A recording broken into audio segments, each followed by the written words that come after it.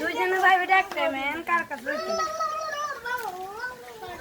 পকলো তো কাল্লাও খোলা থাকবো কিন্তু ভাইয়া রাজ্য আসবে তো কো ভাই এখানে ঘর লগে এখানে পড়া যায় দরকার হলে ভিতরে তো এখানে আছে সন্ধ্যার সময় যায় নদী না প্রাইভেট দুপুরে আসবো আর প্রচার এখানে চলে যায় হ্যাঁ প্রাইভেটে দুপুরে আসবো 3:30 বাজে না দৌড় মারিয়ে ফেলাইছে তাহলে ভালো লাগে কিরাঙ্গা আইরিন কই অবি কই অবি কই ও